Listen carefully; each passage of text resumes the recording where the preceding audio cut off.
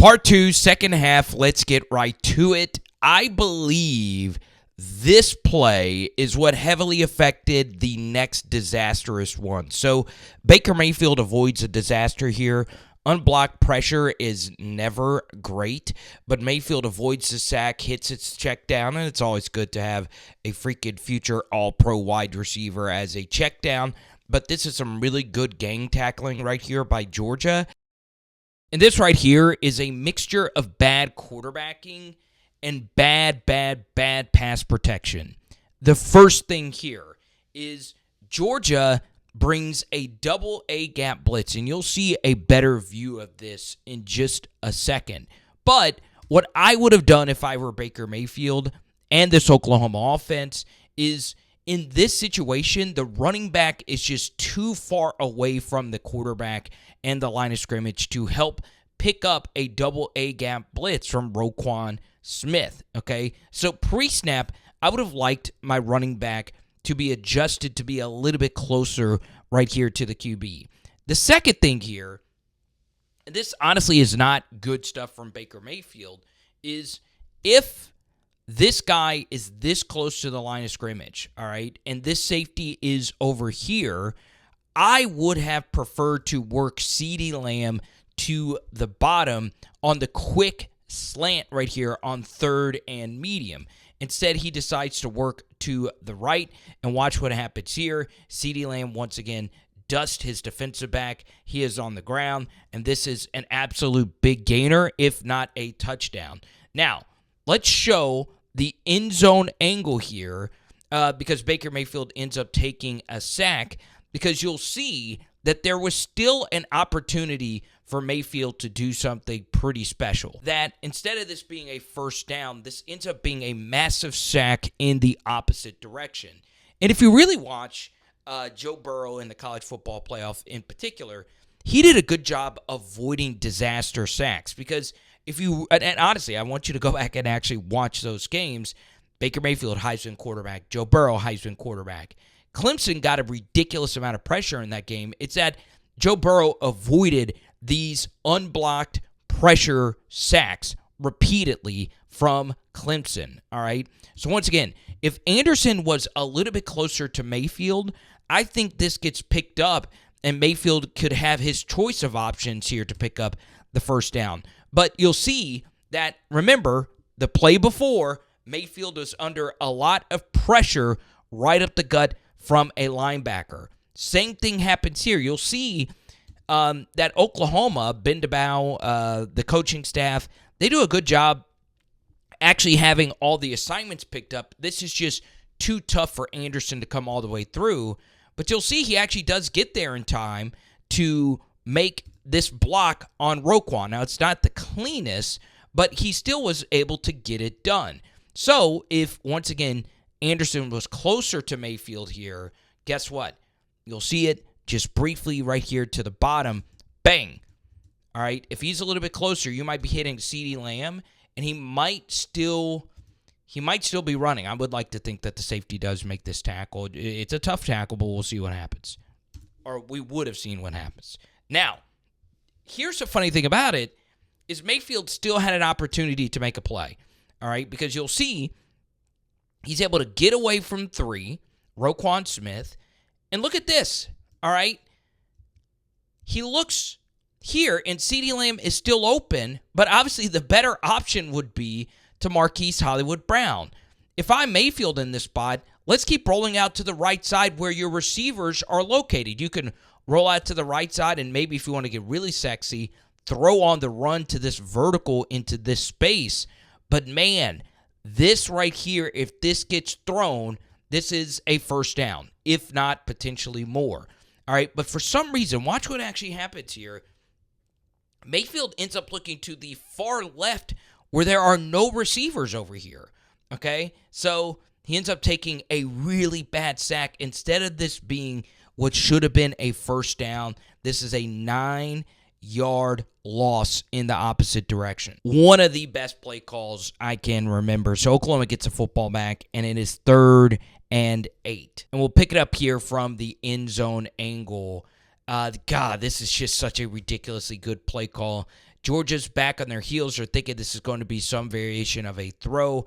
Instead, it's just a simple counter handoff here to the left side. And look at this hole. All right. Georgia was thinking it was a pass, and Roquan Smith actually made it interesting, but Mark Andrews, future teammates, that is a really good block by Andrews. And Anderson, man, the leading rusher and 1,000-yard rusher for the Sooners, is able to pick up quite a few yards here. But then Mayfield started to fall apart. I have no problem ever eating a sack. But in this instance, this could have been avoided. All right, so Mayfield, this looks open. It's not. There's a safety sitting right there. Everything is essentially covered here, but the pocket is still good, right? But he was very jittery in this game with his feet. And you'll see he just kind of fades into a pass rusher here. And this very easily could have just been thrown away to live to fight another down. Instead, he just kind of runs into this sack for an 8-yard loss. So now Oklahoma's in trouble, and this is not on Mayfield at all. This is a very simple twist stunt. There's NFLers across this offensive line that should have been passed off easier. Instead, both the guys are breaking through here, and this is when you just eat a sack, right? Don't try to throw it away because it could get stripped. Just eat it. Avoid the disaster strip, and that's obviously fine quarterbacking right there. Could he have thrown it away? Maybe, but still, it's fine. All right, so you get an Alex Grinch special tie game, and Oklahoma barely gets this play off before the play clock for the third quarter expires, and that's a little unlucky because 52 was freaking Glenn Dorsey mixed with Ndamukong Suh in this game. Look at all that pressure he creates. Baker's actually gotten pretty good at this in the NFL when these defensive linemen over pursue. He's good at just tucking and going as hard as he can. That's the only way this play could have been successful here. But he does find Hollywood Brown on the in-breaker, and that's more so a really good play right there by the DB. Now we get to bad Baker Mayfield. It's 3rd and 10, and up to this point, Oklahoma had a lot of 3rd and longs that they had converted running shorter stuff behind the sticks. All right?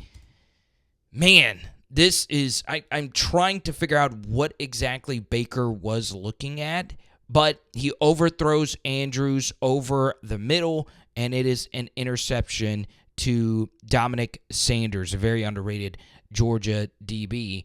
And it looks like Malachi Stark's in that 24 right there.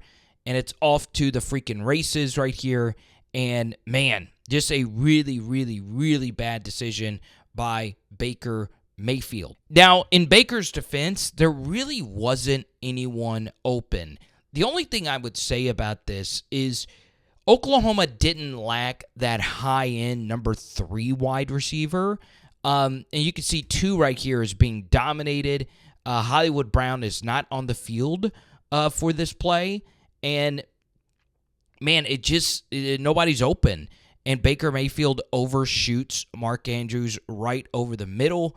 That's not the option I would have chose, but nobody was open. You just can't turn the football over in that spot. Oklahoma gets the football back, down by 7. And I understand I've been saying this just the entire hang here, but, man, Anderson was so unfreaking believably underrated. So Georgia had seen enough of these counter GTs, so 75 gets caved in. This edge is set. There's really not a hole for Anderson to run through until he finds a hole. Somehow he just squeezes through 45 here, bounces through it, and then he breaks the tackle of 20. And then watch this. He then breaks this tackle right here to fall forward for this first down. It's ridiculous stuff. So then we get to here. Ridiculously good quarterback play by Baker Mayfield. Is this an underthrow? Yes, but ask quite a few quarterbacks. Underthrows on pure double moves are very difficult because you really don't know when he's getting out of this break on the double move. So you can see CeeDee Lamb is showing post and then he's going vertical. So you get a pump fake action here. And the one thing you don't want to do is overthrow CeeDee Lamb. All right, so this looks like a not-so-great throw, but it's honestly not that bad. Just get it up there. That's honestly one of the better catches you will see in a playoff game. Bang. What a throw. What a catch. And I love this. I really, really, really do. Get up to the line of scrimmage as fast as you can, and with a tired defense, show this fake little screen yet again and just run a QB counter. All right? The QB run game really wasn't that big of a factor outside of this and a zone read pull a little bit earlier, and Baker Mayfield is off and running. Look at this. Good blocking down the field from Lamb, and you pick up a really nice gain. This, man, it's such elite quarterback play. So it is really hard, in particular in the red zone, for QBs to not throw this ball. So it's a fake jet sweep to Lamb.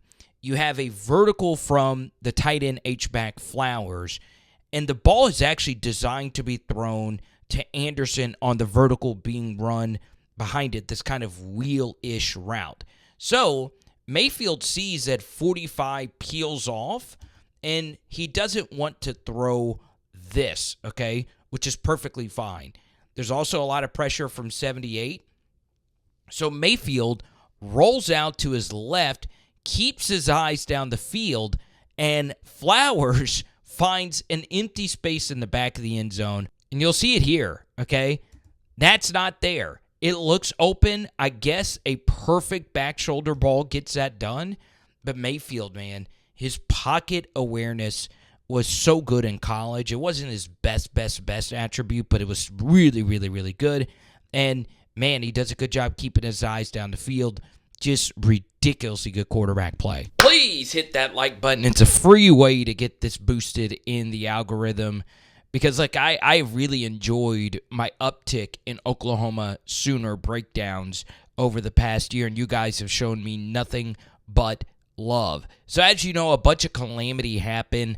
There was an Oklahoma scoop and score, and then Georgia still drove down and tied the game. We get to here 45-45, a good quick screen out here to Hollywood Brown after a nice jet sweep motion from Anderson. This was honestly some really good running by Hollywood after the catch, too. And Baker Mayfield was the best clutch quarterback in college football, right? Oklahoma did win some nail-biters with number 6 as their multiple-year starter, and we get a pretty well-thrown back shoulder throw. It actually just is a better play by the DB here, which then leads to the 2nd and 10, and once again, it's Anderson. This is a really, really, really good play call. Once again, it's just a quick little counter GT action, and look, you have numbers. But Georgia does a really good job of winning their blocks. 78 spins to the inside. 17 does a good job squeezing this down. Lorenzo Carter is in this gap, but Anderson just fights through it, right? He breaks their tackles, and that honestly wasn't terrible blocking from Hollywood on the edge, and it sets up 3rd and medium. 3rd and 2 coming out of a timeout, and this might be the most fascinating play I can remember breaking down in the college football playoff era. You have arguably the best play caller of this era as a head coach in Lincoln Riley, and then now that Nick is retired, the best active defensive mind, I think most would say, is Kirby Smart. And this is the marquee play right here. They're going to give it their absolute best. Now, the guy that I really want to focus on is 87 right here. So normally if a wide receiver has a number in the 80s, that means he is either a walk-on or a deep cut backup. I have no idea why he's in the game. Like, literally, I looked this up. I could not believe it. He only had 2 catches on the year, all right? No big deal, right? Well, let's even dive deeper. He was 8th on the team in total snaps at the wide receiver position. 8. In fact, 10 were the most snaps he played in any single game. So why, coming out of a timeout, would you have him in this spot? Like right now, there are plenty of other number 3 receivers that you could have put in this spot. And watch what actually happens. if I am looking at this as the QB pre-snap, and I see that this linebacker is really tucked in right here, and this pass rusher is actually coming off the edge, based on the leverage and the cushion here, the simple route and throw to make in this spot, especially with 2 timeouts, is right here, okay? Now, you can get into a conversation about the depth of this route, all right? Since it is only 2 yards that you need to pick up, maybe Tees should have broken this off a little bit sooner right at the sticks, and you could see Baker got off of it. But even then, if Baker sticks on this right here, Miles Tees is deciding a national championship potentially right here. This is where the ball should have been thrown. It is very simple, rudimentary stuff. But I can understand Baker also saying, well, I don't trust him. So I would love to have someone explain to me why you would put your number 8 wide receiver here in this spot. So CeeDee Lamb is basically just running a very simple stop, and you obviously have a slot fade-ish being run to the outside right here by Mark Andrews. What's funny about this is this wouldn't be a bad option either. Now, if this was a linebacker, I think you automatically have to throw this, but this is a DB that's on him, all right? So this obviously should just be thrown 12 times out of 10, but this ball, I mean, maybe this route should have been snapped off a little bit sooner. I don't know. We then get to the bottom of the screen, and you'll see that Hollywood Brown is indeed open on the slant as well, okay? And you can see it right here. Bang. All right. Now, it is difficult to throw this route in particular, going all the way from the left to the right. So Baker Mayfield actually takes, to me, one of the weirder options, the wheel route, Anderson versus Roquan Smith. This is a fine matchup. You know, Anderson had 5 receiving touchdowns on the season, 17 total catches. And you'll see here that Baker gets a little jittery. He's second-guessing it. You can see he double-clutch, stops, then he resets. It's not the cleanest. Obviously, base is fine, all that good stuff. But he decides to guide this football. You can tell he just doesn't really throw it. He's just kind of guiding it, and it just dies.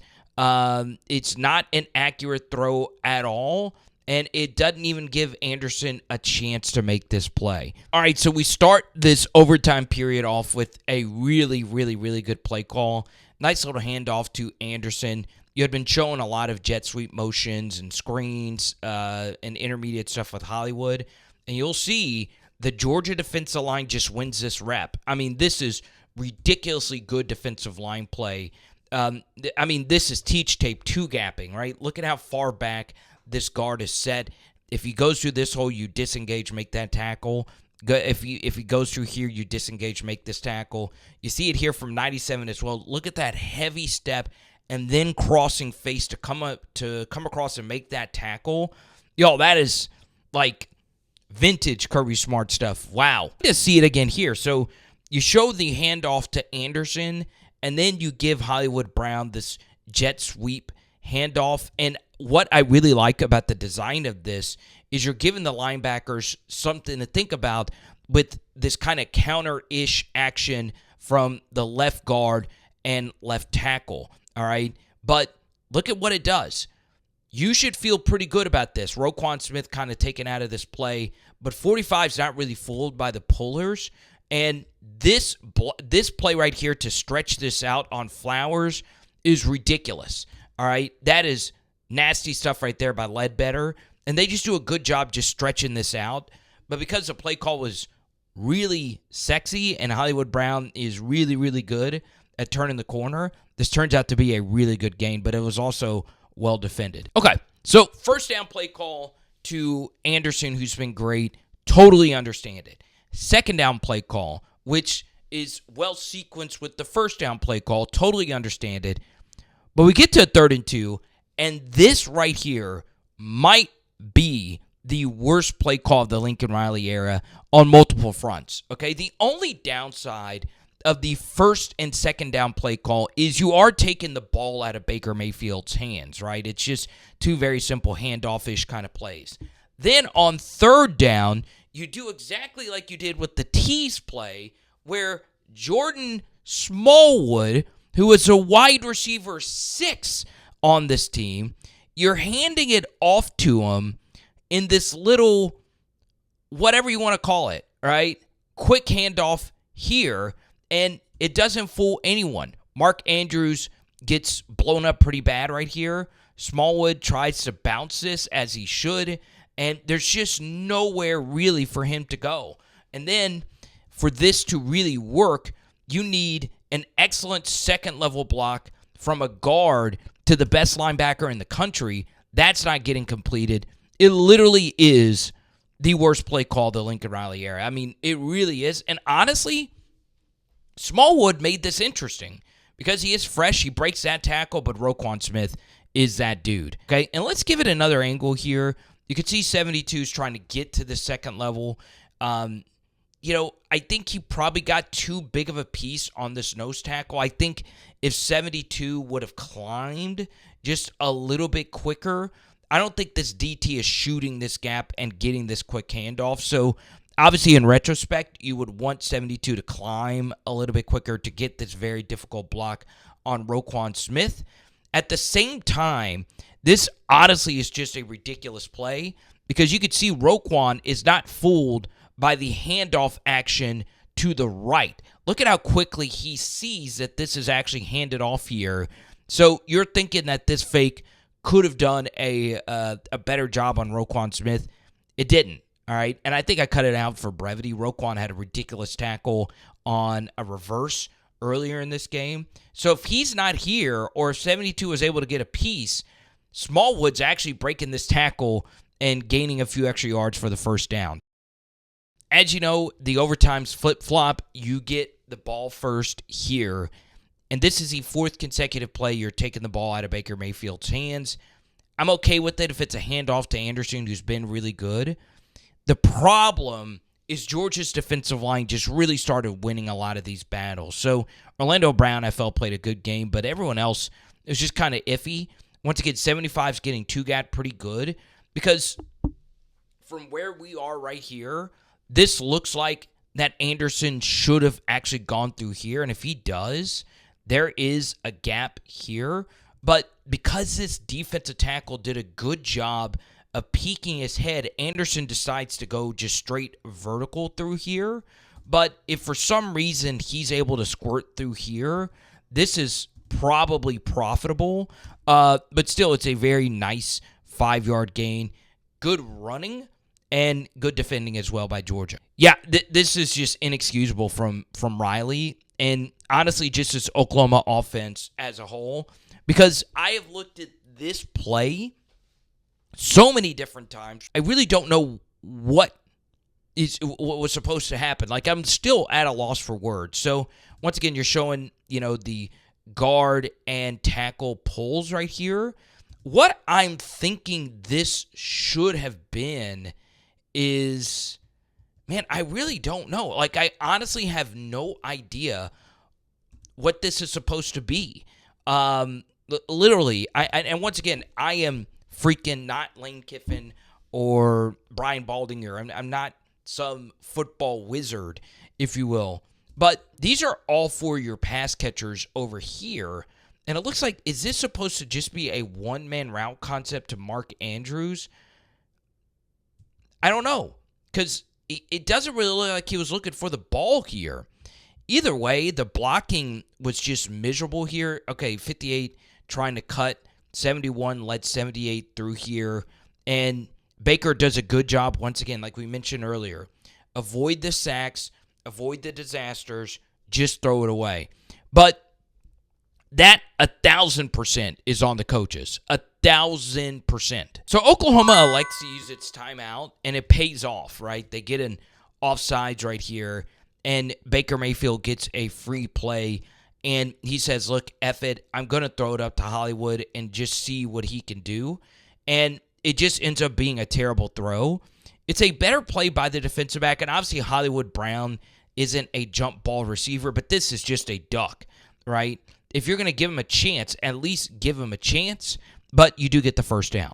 You bring in Kyler Murray, and I just think a lot of this just got too cute. And look, there was plenty of times where you would watch Lincoln Riley looking down at his play sheet. Let's see if there was something open. 1, 2, 3, 4, 5, 6, 7, 8, 9, 10. So it is important to point out that there is a deep safety. It's also important to point out that Bidet's not injured, right? So on that Weiss play or whatever, T's play, he, number 87, he was available, right? That was an actual personnel decision. So you get the pitch, and this is obviously supposed to be a double pass. It's kind of a weird double pass because you have the running back here running in the opposite direction of the rollout. There is a deep safety there, so Kyler says, look, I'm not going to be the one that decides this game and does a good job avoiding the disaster play right there. But here we go again. 87 Tees is back into the game. I believe he had a younger brother play at Texas A&M as well. And watch what actually happens. Georgia liked the 3rd-and-2 play a few moments ago in regulation. Just simple too-high shell right here. And Baker, if he would have worked this route, which pre-snap I would have liked this route, okay? Obviously, there is a backer here, and there's also a safety here.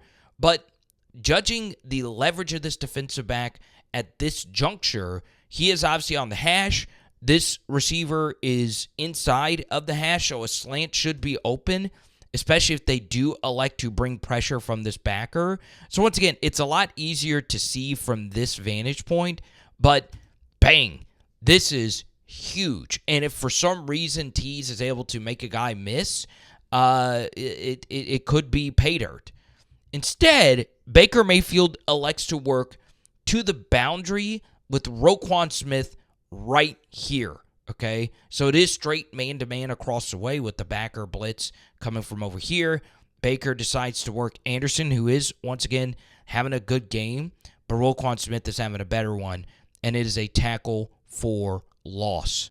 So now we get to this 3rd and Atkins crossing, and now you have to start, thinking about the field goal, if you will. So they go back to the play that worked at the end of the first half, which is the shallow mesh concept here to Marquise Hollywood Brown. And, Tease is still out there. And you can see Baker gets it out into space. It's just 18 ends up making a lot better read on it. Remember earlier he was just so far back on that. Marquise does indeed make him miss, but there's only so much he can do after that play, and it sets up a manageable field goal. I don't think you can go for it here. Yeah, Georgia won the special teams battle at the end of the first half, as you guys saw in part 1, and then obviously here, man, that is a ridiculously good play by Lorenzo Carter. Anyone that's ever played football knows in this spot that 75 just choked, all right? You're supposed to block down. Now, once again, I don't know the calls. I'm not in the meeting rooms. Everybody blocks down except for 75, and that gives Lorenzo Carter a free run at this and a clean jump at this as well. So he's able to jump up and get a very clean and relatively easy block. Now, it's still impressive, but look at how high and long he hung in the air to make that play. That is what I want to see if I give you a single-digit number as a linebacker. Really good stuff. So, was this loss on Baker Mayfield? Football is a team game, as many of you know, and defensively, Oklahoma really fell apart, right? They did have the scoop and score touchdown, which was very nice, and I accidentally said in the first video, maybe a little bit earlier, I said Alex Grinch. Obviously, Alex Grinch was not the defensive coordinator of this Oklahoma defense. I do want to show you one kind of weird thing about this play. I would love your opinion on this, and we'll get a different angle. But yes, defensively, Oklahoma had a lot of dudes on this defense. Kenneth Murray, obviously a first-round pick. But this wasn't truly a championship defense if you were to ask anyone, especially if you compare it to some of these other SEC defenses. But yes, I would put a decent amount of the second half tomfoolery. A lot of it is on Baker's shoulders and Lincoln Riley. Weird personnel decisions, some weird play calls. I think Baker could have avoided some of those disaster sacks. Also, you tell me this. Is this holding? Okay, I've seen this called.